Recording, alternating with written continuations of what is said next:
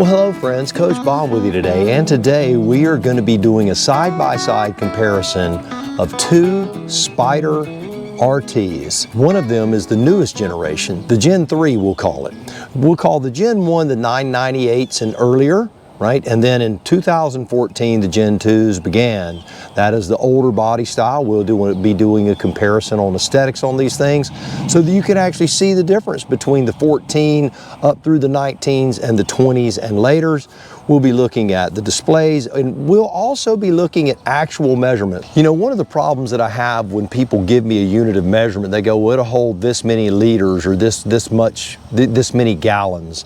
That really doesn't tell me much. Will it hold my helmets, what I need to know? Will it hold the things that I need for it to hold? So for our official unit of measurements today, we're going to be using Shoei helmets. So as opposed to being 2 cubic feet, it will be 2 Shoei helmets. But before we get going, if you would, give the video a big old fat thumbs up, because you know a regular thumbs up won't do. And I need you to subscribe to the channel, all that good stuff. But enough of that. Let's look at them and talk about the aesthetics of each machine. Now I know that's going to be a subjective thing. I have my 2019 and I have the 2024 Sythe Sky that I have been lovingly allowed to ride, critique, analyze, and scrutinize at my every little whim, and you get to be a part of it. So let's check them out. So this is the 2019. You can see the front of it has more of a point. And if it looks a little bit dirty, I've been riding these things. We've been putting them through the test around here. But you can see that the grill is more pointed. The grills also are more out, and it comes to a tip at the very front in the lower part of the machine. And when you get further up on the Spyder, you can see that your headlights look like eyeballs. You have lights on your mirrors, and your mirrors are color matched to your paint. The windshield is very similarly shaped, but this one appears to be a little narrower and certainly more rounded. So aesthetically, it does look different. I will say that as far as wind protection, they both feel about the same. So this is the 2020s and later. You can see it's got a more squared off front end. You can see that your radiators right there are a little set further back, and they're not inset as much. You don't have a point down at the bottom of the nose. When you move up to the top of the frunk, or as that's what we lovingly call it in the CanAm world, that's a trunk right there in the front. We just call it a frunk. But you can see that your headlights are more in a line, and it's just, I think aesthetically it flows more. Your mirrors now are not lit, and not only are they not lit, they're not color matched. They're black, so it blacks out that whole section of the Spyder. As you can see, the windshield is a little less curvy. It's more square, works well, it's not noisy, it doesn't buffet you on the road. Functionally, I would say they are the same. You can see your slots for airflow are a little bit different. So that's the big difference on the front end. Now you can see here, I have both fenders in the frame here. Pardon my shadow, you know, this is not a studio, this is my front yard. But those two fenders look very, very similar. The same cut, the same angle, the same light. It looks very, very similar. As far as your suspension, the suspension are both A-arms. We're going to get into that, but suffice it to say they're both A-arms. But you can see that the angle of your shock absorber here, it looks different. Everything looks a little bit different, a little more refined in the newer models. And that is some of the unseen things that BRP doesn't go, oh, we redesigned this or we redesigned that. What happens is you just notice that when you ride. So your side profile. I love the side profile on the newer model. I like the more exposed looking engine down there at the bottom where it says Rotax on it. Right here, and you've got some color matching going on there. Likewise, the saddlebags open and close differently, but the machine obviously still looks like a Spyder, but cosmetically, I think the flow of the lines look better on the newer models, just being quite honest with you, and that's coming from a guy who has an older model. Backing up just a little bit so you can get the whole Spyder in frame. There you go, that's what she looks like. A nice big running board. The running boards on the newer ones are massive. Notice right here, Notice you've got these wind deflectors set up here. The older one has a wind deflector up top, but down low it's more the body that keeps the wind off of your legs. So let's look at an older one and check it out. All right, so here's the 2019. The 2014 to 19s will all look like this. Now mine is not a limited. In other words, it doesn't have the running boards. It has a motorcycle peg on it. But the running boards, even on the RTs of this particular generation, aren't as big as the newer ones, and therefore you're not going to have as much wiggle room with those feet. You can see there's no exposed engine here. The body is more curved and round. It has that kind of what I call the Jetson look to it. That's just how it's designed.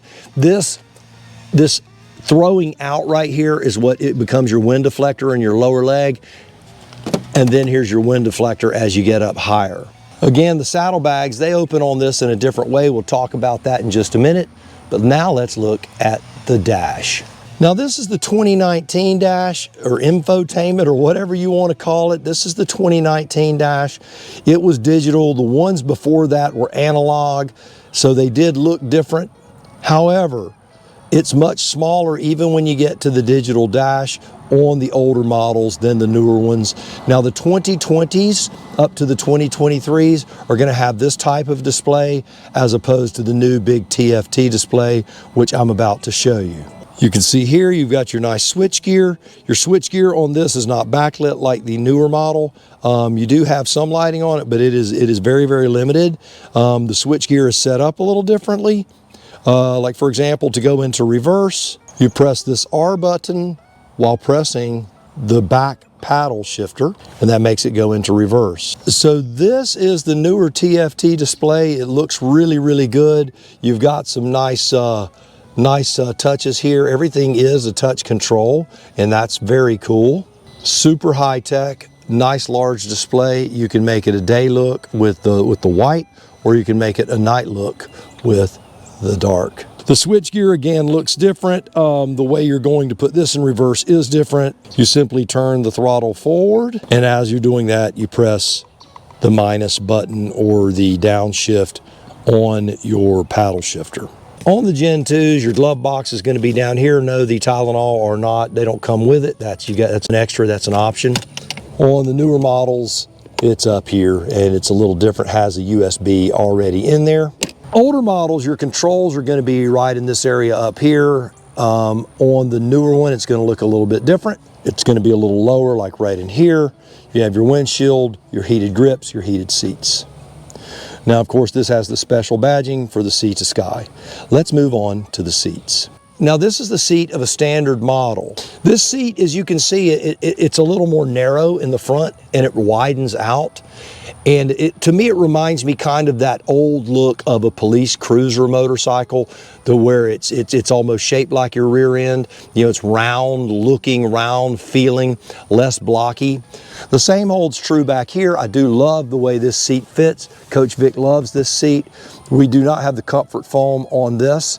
Nice concave backrest, super nice. The one thing I will say on the older model, which I think gets a thumbs up in a superior way, are these armrests that just flip up and down like that. It's easy for me to get Coach Vic in and out of the seat because of that very, very simple functional operation of those things. Now this is the Gen 3 seats. You can see that it's a little, I'm going to say more square looking. It's obviously not square. However, the shape feels really good. This has the memory foam type seat, the comfort foam seat, whatever you want to call it. It is really, really nice. Can I do 600-mile days on this seat comfortably? Yes. Can I do 600-mile days comfortably on the other seat? Absolutely yes. The Sea to Sky comes with the backrest. You can see the shape of the back seat is somewhat different. But again, the backrest has a nice concave look to it. It holds the passenger comfortably back there. And this nice round all the way around. This is nice and smooth all the way around, and it's very supportive, keeps you from sliding around on it. This being a much cooler This being a nicer model than mine, you also have heated seat and heated grips here for the passenger. Now, I've not put the armrest on this, but I know the armrest, the functionality is different. Again, you just can't flip them up, flip them down. All right, so let's talk about what you don't see. Let's talk about the motor on both of these. They both have the 1330 Rotax engine. I'm gonna tell you the horsepower on these things a lot of people complain about. It is 115, that's 115, not 150. It's 115 horsepower.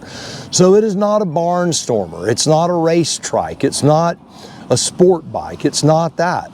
It is a tourer. That's what these are. RT, Roadster Tourer, that's what they are.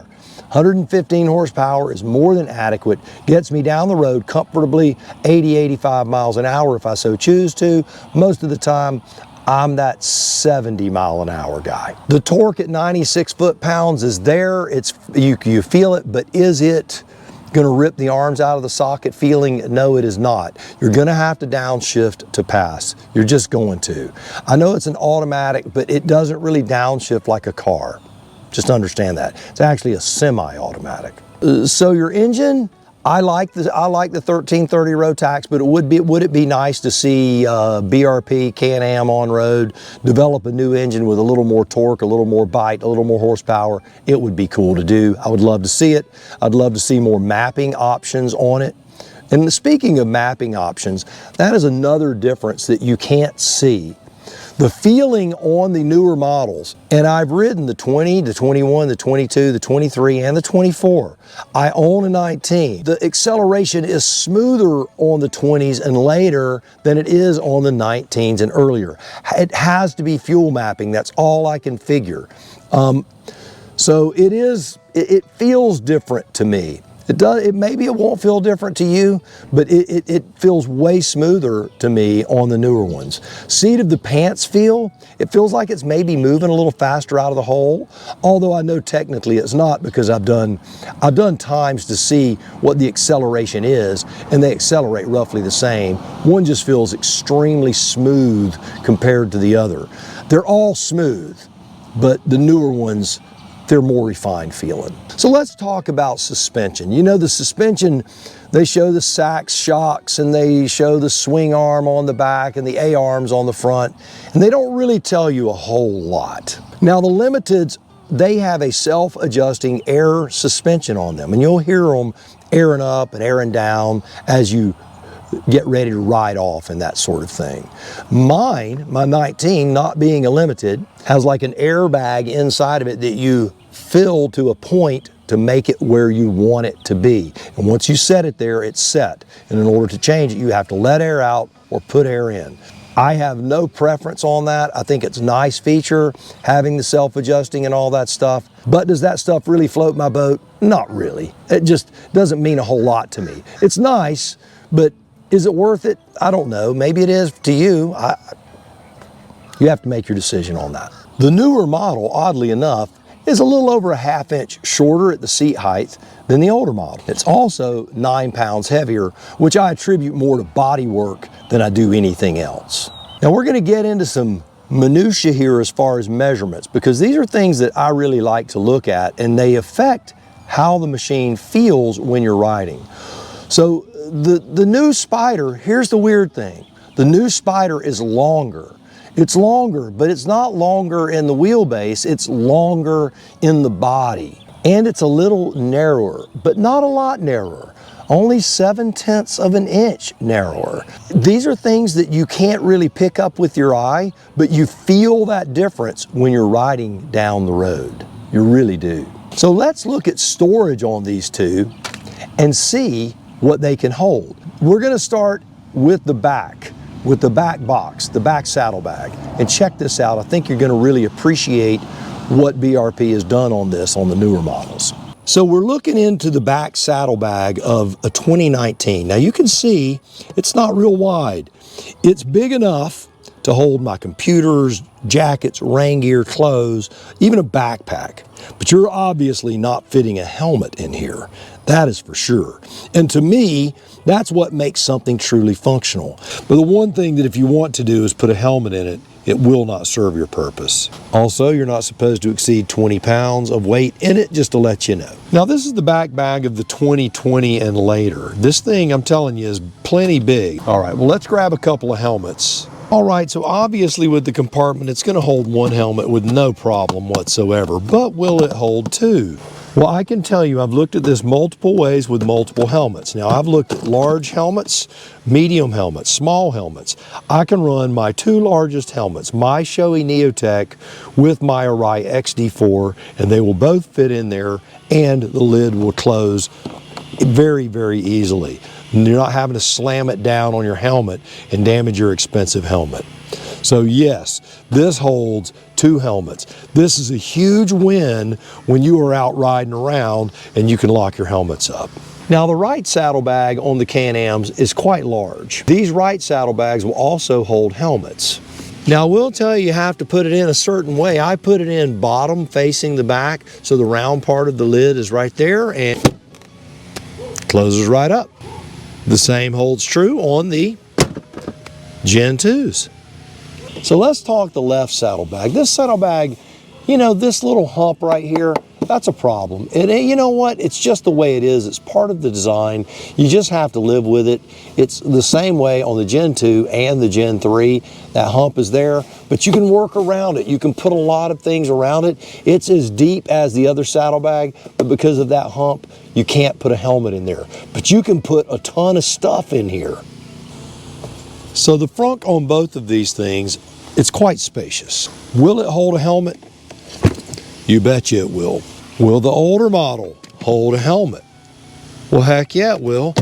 Not a problem. This is the compartment that I used when we traveled. Not only does it hold a helmet, but it holds a lot of stuff. This is where I store my tool compartment down low to get the weight down low in the front. And I also put my backpack, my shoes, and my hat in this, and my hat and stuff are on top, and I just pull it out every day as I stop and start. So storage on all of them is awesome. All right, so you've seen the two Spyders sitting side by side. Now, aesthetically, I'm going to tell you the Gen 2 being the 2014s through the 2019, and the Gen 3s being the 2020 through the 2024, I prefer the look of the Gen 3s. I just do. I think they look cooler. I've had the old one a long time, and maybe I'm just tired of looking at it. But if it were just aesthetics and money was no object, I would buy the newer model. But then there's the real question for me, and that's functionality.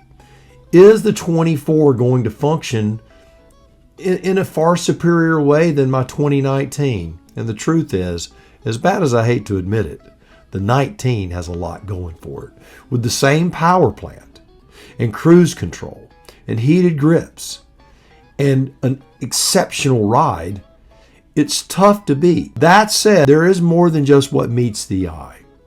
The 24 definitely feels more refined. But there are some great deals because of the newer models to be had on the older ones.